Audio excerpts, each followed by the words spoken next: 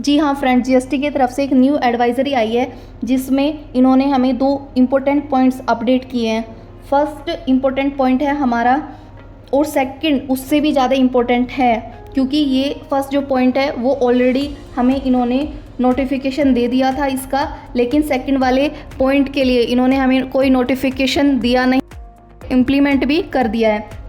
First हमारा important point है कि अब 3 साल पुरानी जीएसटी रिटर्न फाइल नहीं कर पाओगे। अगर किसी की जीएसटी रिटर्न 3 साल से ज़्यादा की है ना, पेंडिंग है, तो अब वो फाइल नहीं कर पाएगा।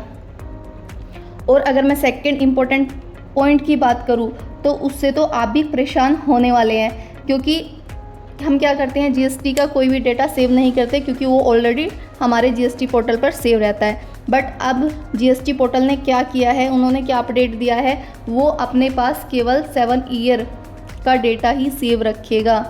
क्या है, 7 साल पूरे हो चुके हैं और अब इसलिए स्टार्ट कर दिया है। तो अब आपको क्या करना है, अगर आप चेक करोगे ना जीएसटी रिटर्न जाके 17 और 18 की जुलाई और अगस्त का डाटा वहाँ से रिमूव हो चुका है, आर्काइव में जा चुका है। सो दैट आपको अब अपने डेटा को सेव रखना पड़ेगा। ये इन्होंने हमें इम्पोर्टेंट एडवाइजरी अपडेट की है और विदाउट नोटिफिकेशन, और ये इम्प्लीमेंट भी हो चुका है जीएसटी पोर्टल पर। आप जाके चेक कर सकते हैं। चलो मैं आपको चेक कराती हूँ।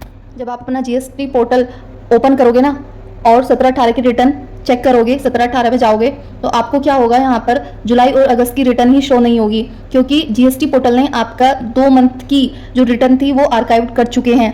सो अब आपको इससे कैसे बचना है, उसके लिए आपको क्या करना है, उसके लिए आपको सिंपली कुछ नहीं करना है, अपना डेटा सेव करना है। एवरी मंथ की जीएसटीआर 1, 3B, जीएसटीआर 9, आप जो भी फाइल करते हैं, अपनी जोन सी भी रिटर्न फाइल करते हैं, एट अ टाइम सेव करिए या अपनी फाइल बनाइए, कैसे भी करिए, क्योंकि अब जीएसटी पोर्टल आपका डेटा 7 ईयर से ज़्यादा अपने पास सेव नहीं रखेगा। हो सकता है आपके केस आ रहे हों लास्ट 17 और 18, किसी के केस लगे हुए हैं 17 और 18 के, अब वो क्या करेंगे, जुलाई और अगस्त का डाटा तो गया। इसलिए अपना डेटा सेव करिए, एक फाइल बनाइए या आप अपने PDF सेव करिए, कैसे भी करके अपना डेटा